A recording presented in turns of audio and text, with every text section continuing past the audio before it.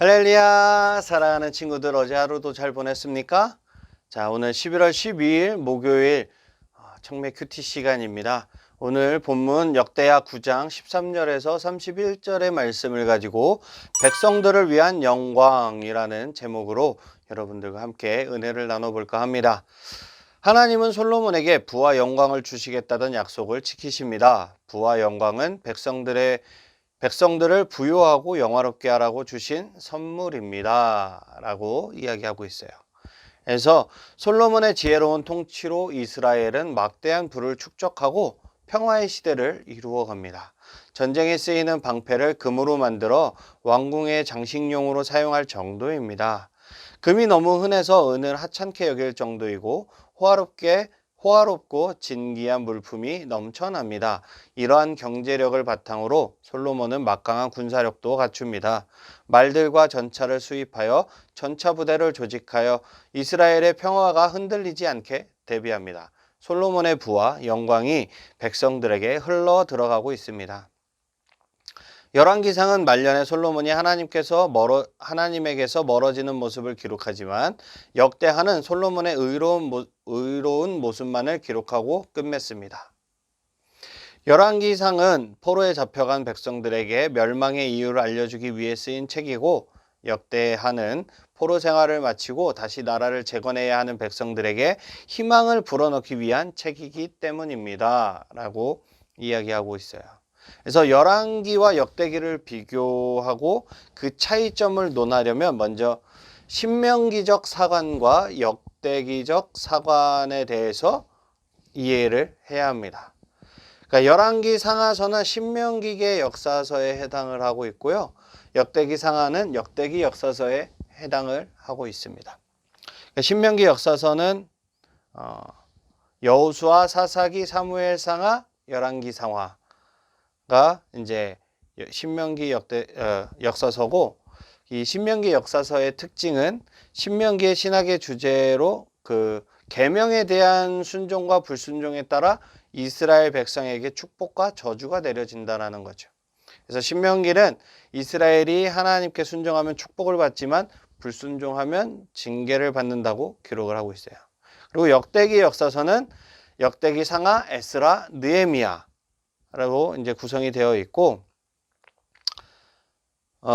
이 역대기 역사서의 특징으로 보자 그러면은 신명기 역사서가 이제 가나안 정복 시대로부터 서술을 시작하고 있는 것에 반해서 역대기 역사서는 아담으로 시작되는 족보로 시작을 합니다. 이것은 이스라엘의 정체성을 부각시키기 위한 것으로 여겨지고 있어요. 이것은 역대기 역사서가 쓰인 시기가 이스라엘이 바벨론의 포로로부터 이제 귀환해서 그 자기들끼리의 그 정체성과 자기 의식이 절실히 요구되었던 때이기 때문이에요. 그래서 역사의 관심은 지속적으로 불순종했던 북이스라엘 왕국보다 남왕국에 국한돼서 남유다 왕국을 조명을 하고 있어요. 이것은 남유다 왕국이 참 이스라엘이며 포로기 이후의 이스라엘 공동체의 중심은 예루살렘이 되어야 한다라는 사실을 잘 알려주고 있는 것입니다. 그래서 좀 자세한 내용은 토요일 날 제가 신명기 사관과 역대기 사관에 대해서 조금 짧게 좀 정리를 해서 영상을 하나 더 찍어 드리도록 하겠습니다.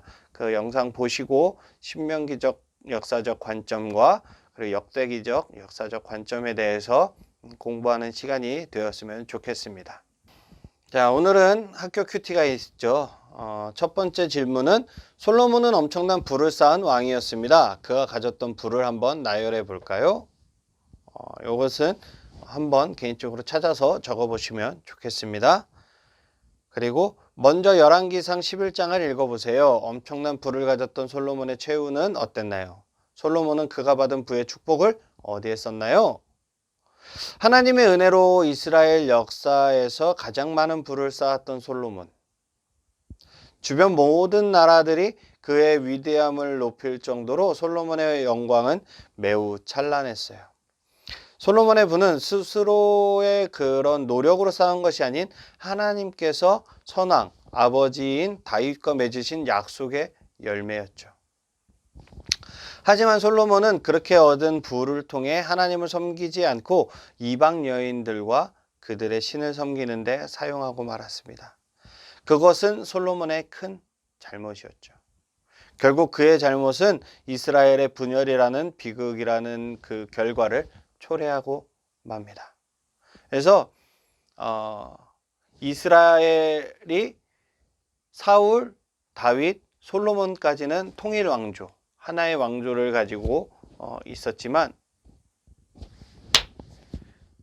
그래서 이스라엘 왕국이 사울, 다윗, 솔로몬 요 3대 왕까지는 통일 왕국을 이루고 있었습니다. 그리고 솔로몬 이후 때로부터 북이스라엘과 남유다로 갈라지게 되죠. 북이스라엘은 10개의 지파와 그리고 남유다는 유다와 베냐민 지파, 이렇게 해서 두 지파가 서로 나뉘게 됩니다.